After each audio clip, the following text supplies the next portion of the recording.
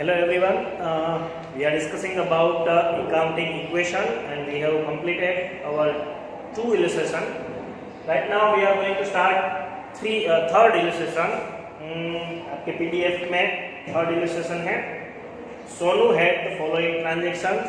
Let's solve accounting equation. पहले लिख लेते हैं. हमारा एक ही equation है assets is equal to capital plus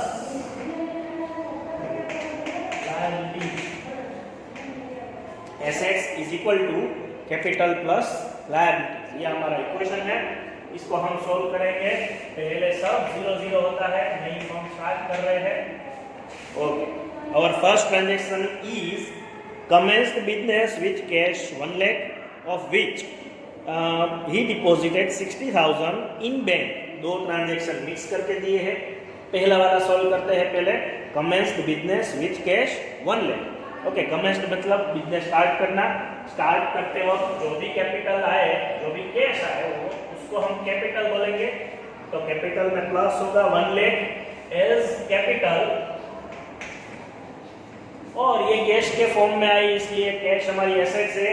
तो एसेट साइड भी कैश 1 lakh प्लस होगा. ये फर्स्ट ट्रांजैक्शन. तो दोनों साइड 1 lakh एसेट्स में प्लस और कैपिटल में प्लस.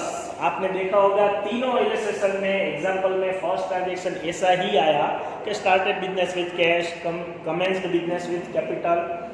तो ऐसा ही 90% रहेगा. ओके, और उसके बाद उसमें कहा गया है 60,000 डिपॉजिटेड इन बैंक. तो हमारी कैश में से हम 60,000 हमारे ही बैंक अकाउंट में डिपॉजिट कर रहे हैं. तो कैश हमारी गई, कैश डिक्रीज होगी उतनी. ये फर्स्ट पार्ट है, ये सेकंड पार्ट है. तो कैश इतनी डिक्रीज हो गई 60,000 की, हमने माइनस कर दिया. लेकिन उसके बाद हम प्लस भी उसी में करेंगे क्योंकि बैंक बैलेंस भी हमारी असेट्स ही है. तो बैंक में 60,000 वापस प्लस हो गए. अल्टीमेटली 1 lakh ही टोटल रहेगा. कैपिटल साइड भी 1 lakh टोटल रहेगा और लायबिलिटी तो 0 ही है.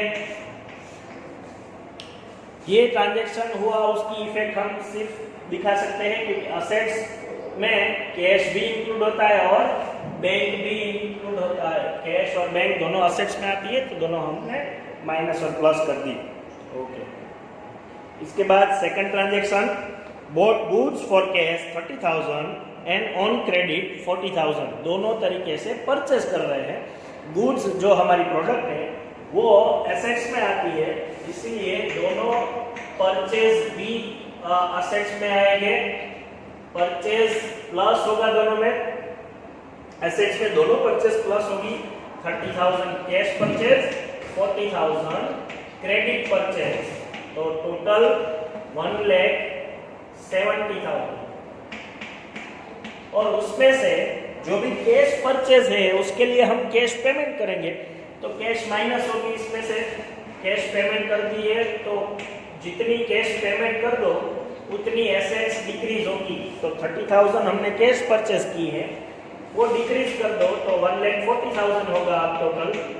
और 40,000 का जो गुड्स है वो हम पेमेंट बाकी रख रहे हैं. परचेज दोनों कर रहे हैं, कैश में और क्रेडिट में. क्रेडिट मतलब पेमेंट बाकी रखना.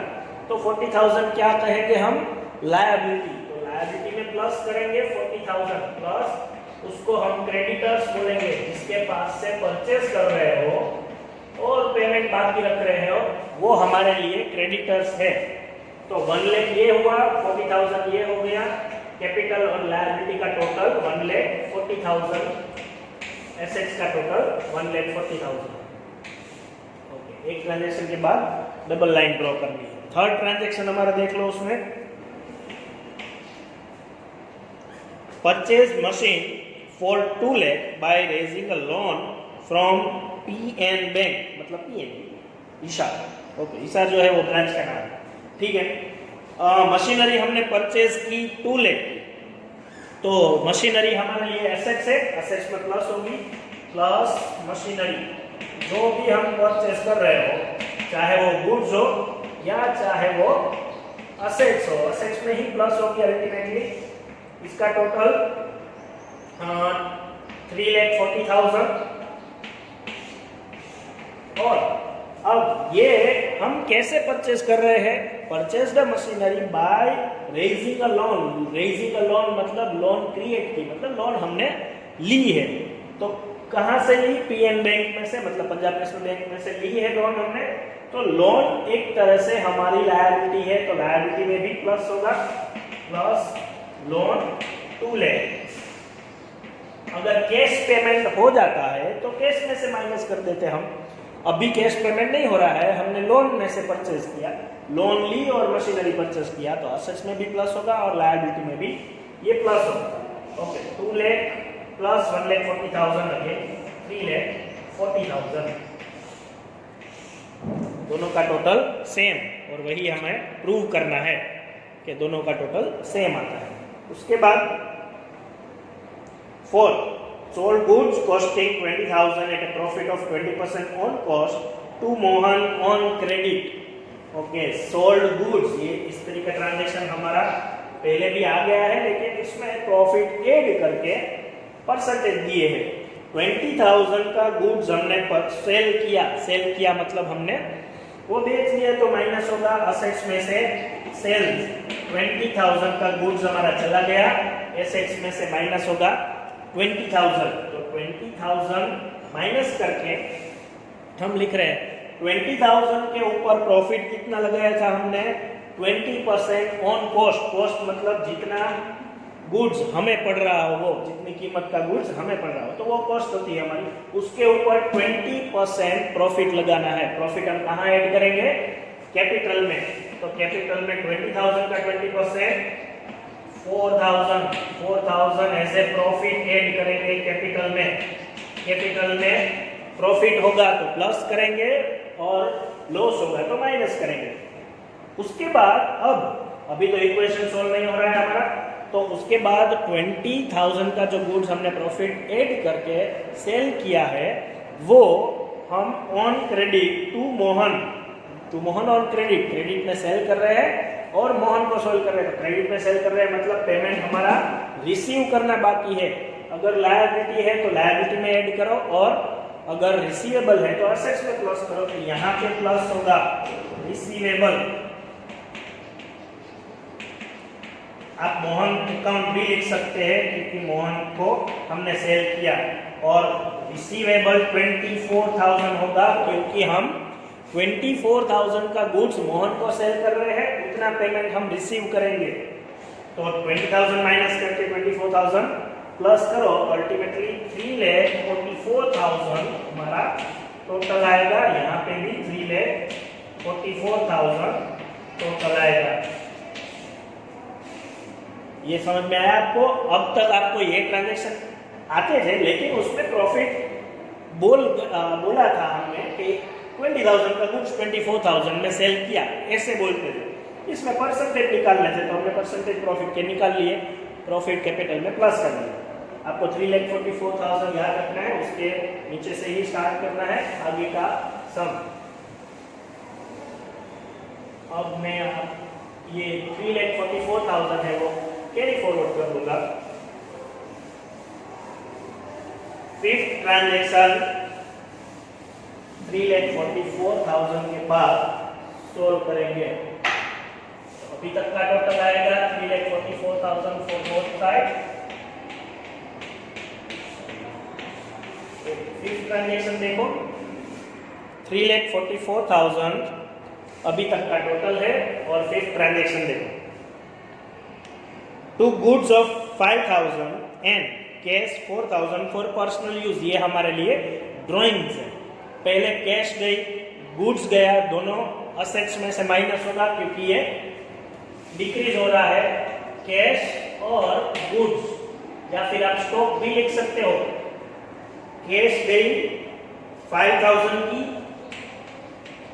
और गुड्स गया 4,000 का, तो 9,000 यहाँ से माइनस होगा, तो 3,35,000 का टोटल असेट्स है। दोनों ड्राइंग्स है हमारे लिए। पर्सनल यूज जब भी बोले तो वो ड्राइंग्स है। टोटल 9,000 का ड्राइंग्स हुआ। कैश भी ले जाए, प्रॉपर्टी भी कुछ भी ले जाए, गुड्स भी ले जाए, पर्सनल यूज के लिए हो तो उसको हम ड्राइंग्स बोलेंगे। और ड्राइंग्स कैपिटल में से माइनस होगा। ड्राइंग्स हमारे टर्म में आई थी बेसिक अकाउंटिंग टर्म में। ड्राइंग्स जो है वो कैपिटल का ऑपोजिट वर्ड है। बेसिक अकाउंटिंग टर्म में हमने ड्राइंग सीखा था। जो भी पर्सनल यूज के लिए बिजनेस में से विड्रॉ हो उसको ड्राइंग्स बोलते हैं। तो कैश भी विड्रॉ हुई, गुड्स भी विड्रॉ हुआ, वो 9000 उसमें से माइनस। सिक्स्थ हमारा transaction, paid interest on loan 4000 and instalment of bank loan 20000 by cheque. दोनों में डिफरेंस समझना है। हमने 4000 पे किए as a interest on loan, 20000 pay किए as a instalment of loan. तो जो भी इंटरेस्ट है वो हमारा एक्सपेंस है। पहले तो हमारी कैश कितनी गई, दोनों हमने कैश में पे कर दिए, तो 4000 और 20000 टोटल 24000 हमने पे कर दिए। ये तो माइनस ही हो जाएगा सीधा। तो 3,11,000 टोटल आएगा अब असेट्स का। और अब समझना है कि 4000 जो है वो हमने एज ए इंटरेस्ट पे कर दिया। कोई भी लोन का या कुछ भी इंटरेस्ट अगर पे करते हैं तो वो एक्सपेंस है। तो एक्सपेंस हमारा कैपिटल में से माइनस होगा। तो इंटरेस्ट एक्सपेंस है, कैपिटल में से माइनस हुआ। लेकिन वो जो 20000 पे किया as a instalment of loan, उतनी लोन हमारी कम हो गई। तो लायबिलिटी, जब लोन ली थी तब हमने लायबिलिटी में लिखा था, तो जब लोन रीपे कर रहे हैं तो लायबिलिटी उतनी डिक्रीज होगी। तो लोन जो पे कर रहे हैं 20000 की, वो उतनी लायबिलिटी हमारी डिक्रीज हो गई। तो अल्टीमेटली 24000 ही माइनस करना है इसमें से। 3,11,000।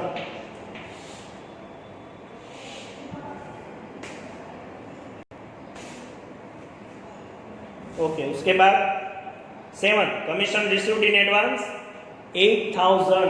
Okay, 7th transaction commission received in advance. Okay, receive किया हमने, हमको कैश मिली तो यहाँ पे प्लस कर देना है।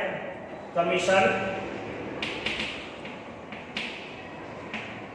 8000 का कमीशन हमें मिला, तो कैश मिल गई हमको, तो हमें प्लस करना है।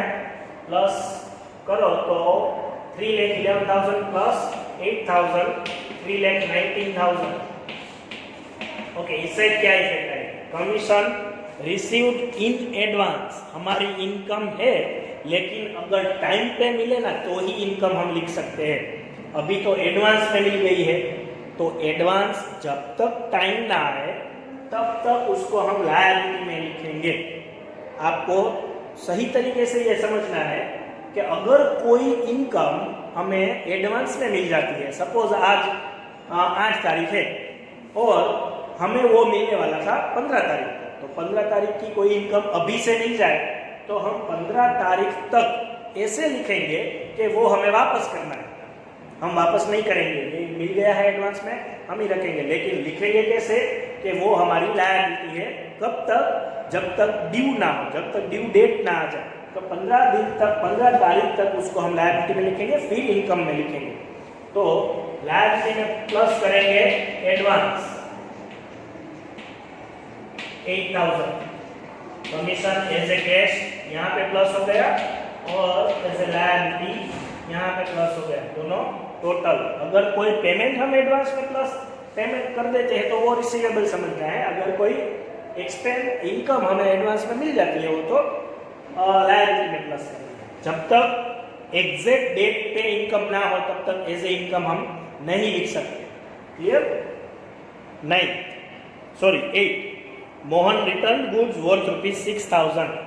ओके, 8 मोहन रिटर्न गुड्स मतलब मोहन को हमने सेल किया था, वो हमें रिटर्न कर रहा है, तो प्लस होगा एसेट्स में। गुड्स हमारा वापस आया और उसको हम बोलेंगे सेल्स रिटर्न। टोटल 6000 का गुड्स उसने रिटर्न कर दिया। 6000 इसमें से माइनस कर दो तो 3,13,000। और जितनी भी 6000 उसने हमें रिटर्न कर दिया, तो अब हमारा रिसीवेबल जो अमाउंट थी उसके पास से जो भी अमाउंट हमें लेनी थी वो कम हो जाएगी। तो अगेन रिसीवेबल भी असेट साइड ही माइनस होगा। रिसीवेबल 6000, सॉरी ये प्लस करना था और ये माइनस करना था, तो अल्टीमेटली वही अमाउंट है 3,19,000। गलती से मैंने माइनस कर दिया था।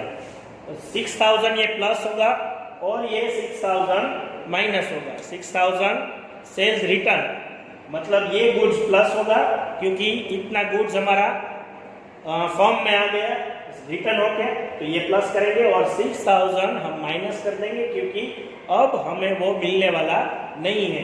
जो भी गुड्स मिल गया उतनी पेमेंट हमको नहीं मिलेगी। 6000 और 6000 दोनों प्लस और माइनस, तो 3,90,000 एज इट इज। यहाँ पे भी 3,19,000 टोटल। ओके, इसके बाद ये कैरी फॉरवर्ड करके 9th हम सॉल्व करते हैं।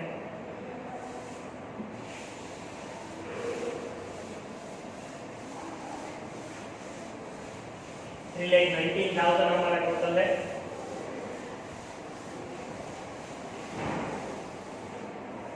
ओके, 3,19,000 हम लिख देते हैं। 3,19,000 दोनों साइड। अब 9th question, transaction number 9th देख लो। Paid 20,000 to creditors by cheque. हमने चेक में से पे किया, अल्टीमेटली हमारी कैश गई, मतलब बैंक में से हमारा बैंक बैलेंस माइनस हुआ। किसी को चेक पे करते हो तो बैंक में से उतनी अमाउंट डिडक्ट हो जाएगी। 20,000 हमने पे किया तो बैंक बैलेंस हमारी एसेट्स है, उतनी एसेट्स डिक्रीज हो जाएगी। हमने क्रेडिटर्स को प्लस किया तो लायबिलिटी डिक्रीज हो जाएगी, माइनस क्रेडिटर्स, उतनी लायबिलिटी हमने पे कर दी। तो दोनों साइड 20,000 माइनस कर दो, 2,99,000 और यहाँ पे भी 2,99,000। क्रेडिटर्स माइनस किए क्योंकि अब इतनी लायबिलिटी हमारी कम हो गई, इतना पेमेंट हमारा हो गया। 10th, Mohan settled his account at a discount of 500। Okay, Mohan के सारे ट्रांजैक्शन हमें चेक करने पड़ेंगे क्योंकि जितना हमने सेल किया है उतनी अमाउंट लिखनी पड़ेगी। Okay, 10th, Mohan settled his account at a discount of 500। इसके लिए हमें मोहन के सारे ट्रांजैक्शन पहले से देखने पड़ेंगे क्योंकि उसके मोहन ने जो सेटल किया है अपना अकाउंट, मतलब हमने उसने हमें पेमेंट कर दिया है, उसमें से 500 उसने डिस्काउंट कट करके हमें पेमेंट किया है। टोटल कितनी अमाउंट थी वो फाइंड करनी पड़ेगी। तो ट्रांजैक्शन नंबर 4 देखिए आप, sold goods costing 20,000 at profit of 20% on cost to Mohan on credit. ये हमारा फर्स्ट ट्रांजैक्शन था, उसमें ऑन प्रॉफिट मतलब प्रॉफिट ऐड करके 24,000 आया था। आप सोल्व किए हुए सम में देख लीजिए, 24,000 मोहन के पास से हमें रिसीव करना था। उसके बाद कोई ट्रांजैक्शन है कि नहीं वो चेक कर लिए। तो ट्रांजैक्शन नंबर 8 है, मोहन रिटर्न गुड्स वर्थ ₹6,000। उसका मतलब है 24,000 में से 6,000 का गुड्स उसने वापस कर दिया था, इसलिए हमने 6,000 लायबिलिटी में से रिसीवेबल में से भी माइनस कर दिए थे। मतलब मोहन को अब 6,000 कम पे करने पड़ेंगे, उतना उसने गुड्स जो है वो वापस कर दिया। तो 24,000 हमें लेने थे, उसके बाद 6,000 का गुड्स वापस कर दिया, मतलब 18,000 उसको पे करने हैं हमको। तो उसमें से 500 उसने डिस्काउंट में किया। तो हमने कैश कितना रिसीव किया मोहन के पास से? 17,500 कितना कैश हमें रिसीव हुआ। और उसके सामने हमारा 18,000 का जो रिसीवेबल है वो खत्म हो गया, मतलब वो सेटल हो गया। तो अब 18,000 का रिसीवेबल कम हो गया हमारा, तो वो भी माइनस करना पड़ेगा। 18,000 का रिसीवेबल माइनस हुआ, मतलब अल्टीमेटली इसमें 500 माइनस करने पड़ेंगे। 2,98,500 इसका टोटल आया। अब ये 500 जो गैप है, 18,000 उसको पे करने थे और 17,500 उसने पे किए। 500 जो डिस्काउंट है वो हमारा लॉस है, डिस्काउंट हम कैपिटल में से माइनस करेंगे, -500 डिस्काउंट।